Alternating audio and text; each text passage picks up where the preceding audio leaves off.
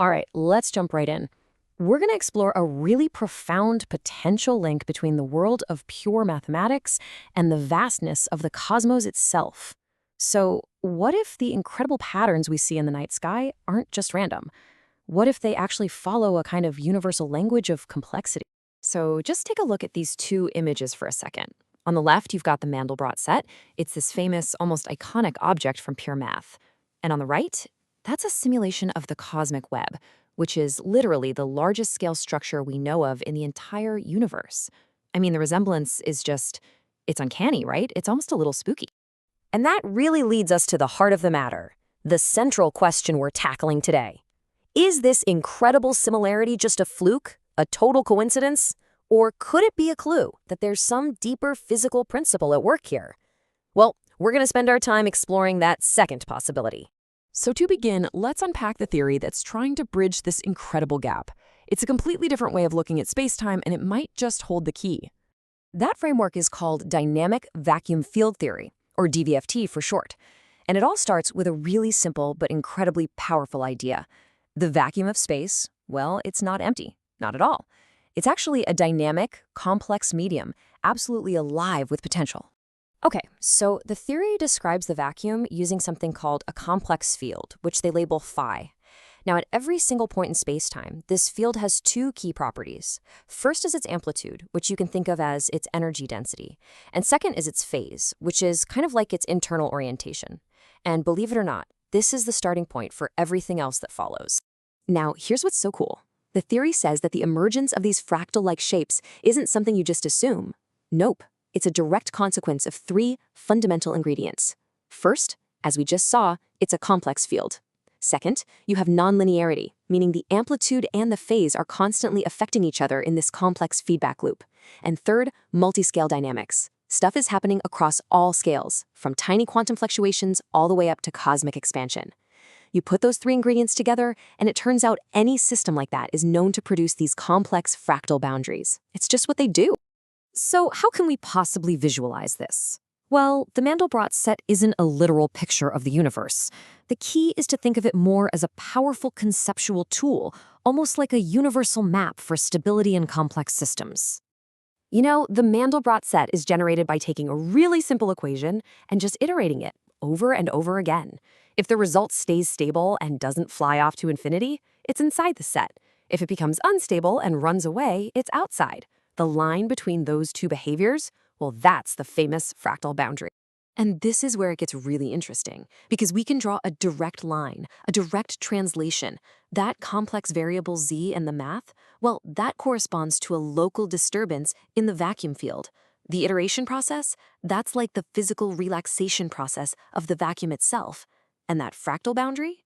In this theory, it represents the critical surface that separates a smooth, stable vacuum from a turbulent, unstable one. And this slide just brilliantly illustrates what that means in physical terms.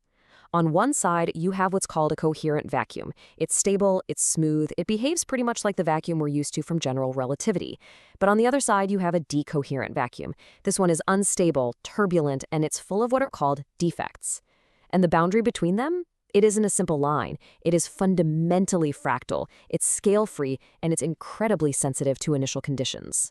So let's be super clear on this, because this is a really important clarification. Dynamic vacuum field theory does not claim the universe is literally computing the Mandelbrot set. That's not what's going on. What it does claim is that the geometry of physical transitions in the vacuum is naturally fractal, and the Mandelbrot set is just the most perfect mathematical analog we have for that kind of stability boundary. Okay, so that's the theory. But how does this abstract idea actually make predictions about the cosmos? You know, how does it explain the galaxies we actually see out there? Well, the theory gives us a physical mechanism through something called the coherence number. Now, what is that? It's basically a ratio that compares the vacuum's own internal stiffness to the local gravitational pull. You can think of it as a cosmic tug-of-war between the vacuum trying to stay smooth and gravity trying to clump things up. And wow, this is where the theory really starts to shine. Because different values of this one single number actually predict the different types of galaxies we observe. When the coherence number is high, the vacuum is stiff and it dominates, leading to smooth elliptical galaxies.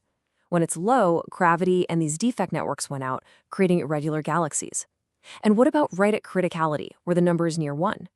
Well, that's where the system can support stable, large-scale patterns. Like the beautiful spiral arms of a galaxy like our own. So this brings us right back to where we started, that incredible image of the cosmic web. But now we have a whole new physical language to describe what we're seeing. In this theory, the filaments aren't just strings of matter, they're defect lines where the vacuum's phase gradients are really high. The clusters are defect junctions, and those vast, empty voids, they're simply regions where the vacuum field is in a relaxed, coherent, stable state.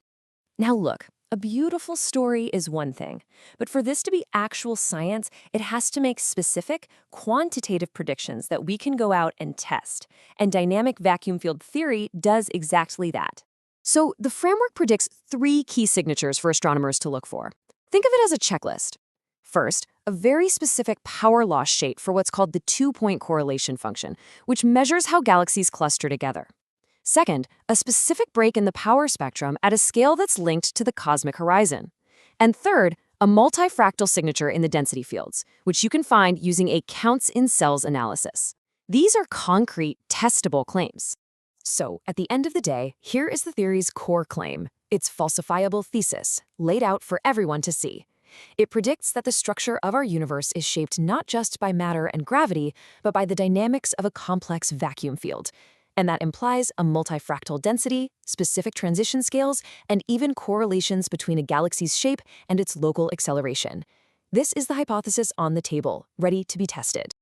And that leaves us with a pretty fascinating, mind-bending thought.